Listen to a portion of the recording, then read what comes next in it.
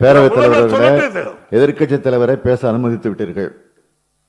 எடுத்த எடுப்பிலேயே ஒட்டுமொத்தமாக தமிழ்நாட்டில் சட்டம் ஒழுங்கு கெட்டுவிட்டது என்று சொல்லுகிறார். அவருடைய ஆட்சியில் என்னென்ன சட்டம் ஒழுங்கு எப்படி இருந்தது என்பதை பட்டியல வச்சிருக்கிறேன். பேசட்டும், இல்ல அவர் பேசட்டும். பேசினதுக்கு அப்புறம் நான் பதில் சொல்றேன். பேசப்படுங்க, அவர் பேசப்படுங்க. ஆனா பத்திரிகை செய்தியில் ஆதாரம் வச்சு பேசினா அதை நீங்க அனுமதிக்க கூடாது. அது ஏன்னா நடைமுறையில ஏற்கனவே எப்படி இருந்ததுங்கிற உங்களுக்கு தெரியும். அதனால பத்திரிகை செய்திகளை வச்சு சொல்லக்கூடாது. ஆதாரம் கூட சொல்லட்டும். நான் ஆதாரம் கூட சொல்வதற்கு தயாரா இருக்கேன். பெரிய பட்டியல் இருக்கு. ஒரு சம்பவத்தை பற்றி எதிர்க்கட்சி தலைவர் அவர்கள் இங்கே எழுப்பி இருக்கிறார்கள். அதற்குரிய விளக்கத்தை நான் சொல்ல வேண்டிய பொறுப்பை ஏற்றுக்கொண்டிருக்கிறேன். நீங்க வேற நோக்கத்தோட வந்து 31 இல்ல தயவு செய்து அமருங்கள். நீங்க கேள்வி கேட்க பதில் சொல்லல. நீங்க ஓடி ஒளிய போறது இருந்து கேட்டிருக்கணும். குற்றச்சாட்டை சொல்லிட்டு இருந்து கேட்டிருக்கணும். அதுதான் உள்ளபடியே நியாயமா இருக்கும்.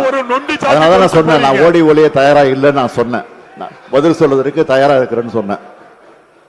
31/12/2022 அன்று இரவு 10:45 மணிக்கு பெண் காவலர் R5 விருகம்பாக்கம் காவல் நிலையத்தில் புகார் கொடுத்து உடனே FIR போடப்பட்டிருக்கு.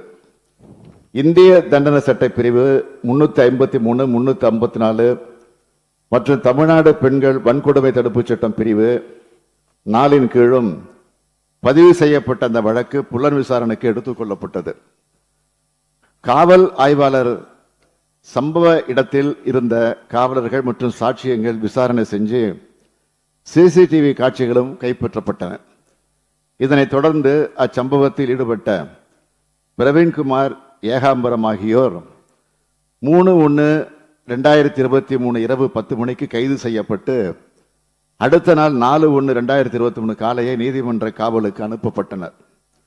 புகார் கொடுத்த அன்றே FIR பதிவு செஞ்சு புலன் விசாரணை நடத்தி 72 மணி நேரத்தில் கைது செய்து எந்த வழக்கிலாவது அதிமுக ஆட்சியில் நடவடிக்கை எடுத்தது உண்டா என்ற அந்த கேள்வியை தான் நான் கேட்கிறேன்.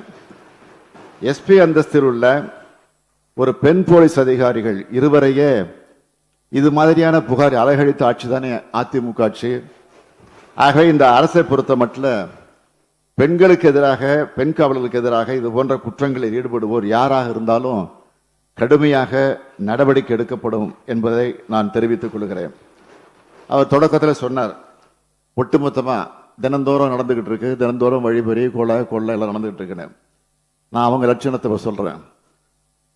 ராமநாதபுரம் பரமக்குடி இமானுவேல் சேகர் நினைவு விழாவில் துப்பாக்கி சூடு 5 பேர் மரணம். யாருடைய ஆட்சியில்?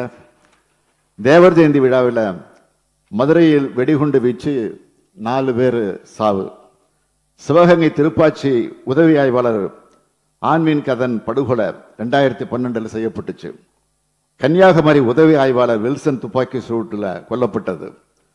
துப்பாக்கி சூடு நடந்துச்ச தூத்துக்குடி ஸ்டெர்லைட் துப்பாக்கி சூடு 13 அப்பாவிகள் மரணம். யாருடைய ஆட்சியில்?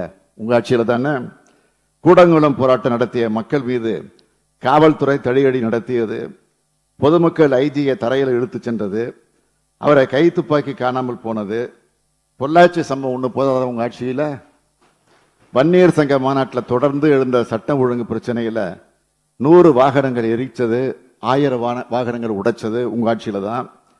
ஜல்லிக்கட்டு அனுமதிக்கு போராட்டம் நடத்தியவர் மீது தடியடி நடத்தி பொதுமக்கள் வாகனங்கள் காவல்துறையினரே தீயிட்டு கொளுத்தியது யாருடைய ஆட்சியில? அதிமுக ஆட்சியில தான். சாத்தான்குளத்தில் லாக்அப் வன்முறை, காவல் நிலையத்தில் தந்தை மகன் அடிச்சு கொலை செய்யப்பட்ட விவகாரம், இது போன்ற சம்பவங்கள் எல்லாம் இந்த ஆட்சியில இல்லை, உங்க ஆட்சியில தான். இந்த ஆட்சியை பொறுத்த வரைக்கும் யாராக இருந்தாலும் அரசியல் பார்க்காம, கட்சி பார்க்காம உடனுக்குடன் நடவடிக்கை எடுக்கக்கூடிய ஆட்சி தான் திராவிட முன்னேற்ற கழகத்தினுடைய ஆட்சி.